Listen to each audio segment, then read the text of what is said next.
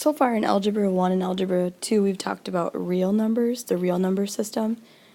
So here we're going to also talk about the complex number system.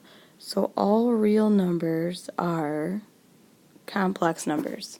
So complex numbers make up real numbers, irrational numbers, rational numbers, integers. So when we were in Algebra 1, whenever we'd get to something that was like the square root of a negative number, we would we would just stop and we would write down that it wasn't a real solution, so we'd stop. Well, now we're going to talk about how this is a number. It's not a real number, it's an imaginary number. So the definition of imaginary numbers, I, is that I is the square root of -1. So now we're not going to stop if we have these negative numbers. We are going to write them in terms of I. So to do the square root of -2, what I'm going to do is I'm going to rewrite it as the square root of -1 times 2. So we know that the square root of -1 is I, and I don't have there's no groups of 2 or pairs in here, so I can write this number as a square root of 2I. So you always write the I part second. Put the number in front, and then write I second. So the second, for letter B, I'm going to write -12 as -1 times 12. So we know that this part's going to be an I, but now I'm going to break down the square root of 12. So the square root of 12 breaks down into 2 root 3, and then now you have an I at the end. So the square root of 36 is -1 times 36. But we know that the square root of -1 is I, and the square root of 36 is 6, so the answer is 6I. So you're just going a little further this time. We're not stopping when there's a negative. We're factoring out a -1. So a complex number can be written of the form of A plus BI, where A and B are real numbers, including 0. So you always write the real part first and the imaginary part second. The imaginary part has the I. And this chart down here goes through the number systems, showing that all of these are complex numbers. So write each number in complex form. So complex number form, remember you write the real part and then you do the imaginary part. So I know that the square root of -18, I can write it as -1 times 18. Now I need to write the real part first. So the real part's 3 plus, this is going to be an I, and the square root of 18 breaks down into 3 root 2. Because 18 is 9, is 3 times 2, so it's 3 root 2. So the answer is 3 plus 3 root 2I. In the second one, I'm going to write -1 times the square root of 75, or the square root of -1 times 75, all under the square root, minus 4. So I write the real part first, which is -4, plus, this is an I, and the square root of 75 breaks down into 5 root 3. So the answer in complex number form is -4 plus 5 root 3I. You can use the complex number plane to represent a complex number geometrically.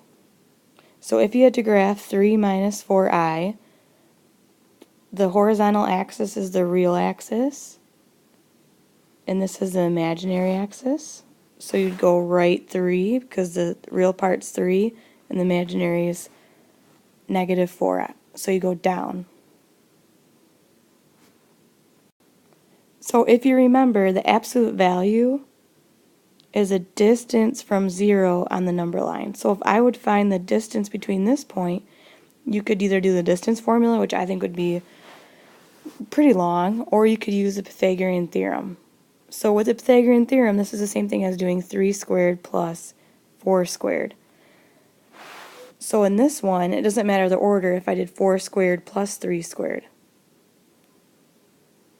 You're still going to do, so let's look at this up here. If you had to find the absolute value of a plus bi, it's just going to be the square root of a squared plus b squared. So this one down here is going to be the square root of 6 squared plus negative 4 squared. So this distance is 36 plus 16 square root 52. And this breaks down to 2 root 13. So I'm going to do another one. So it's a square root of negative 2 squared plus 5 squared. So this is a square root of 29.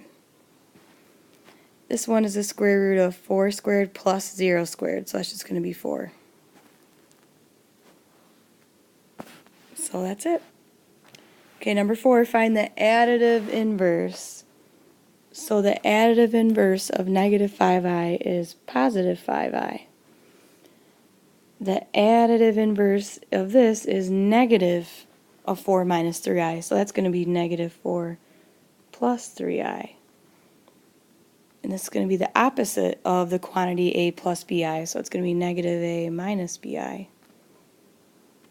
And then just like you do variables here, we can simplify this by distributing this negative through. So this is going to be 8 plus 3i minus 2 minus 4i.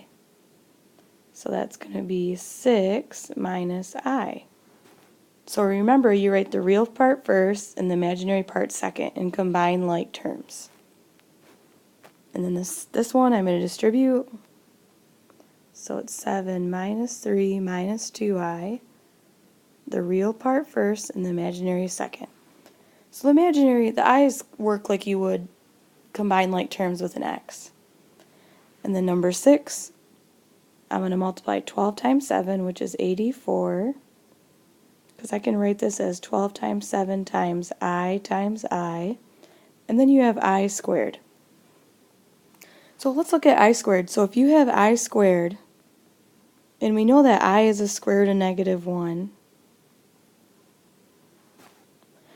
Square root of negative 1 times square root of negative 1 is negative 1. So I squared equals negative 1. You should know that from now on because it really helps do things faster if you know that I squared is negative 1. So this number is going to turn into negative 84. And you can also FOIL with imaginary numbers, so you can add and subtract imaginary numbers. You can FOIL these imaginary numbers. So it's going to be 24 minus 18i minus 20i. Then it's going to be plus 15i squared. But remember, I squared is just negative 1. So this part's going to turn into negative 15. So now you're going to take your real part, which is 24 minus 15, it's 9. And then add your imaginary part together. And this is your complex answer. Complex answer. Number. So a complex number is taking the imaginary part with the real part. We always write the real part first.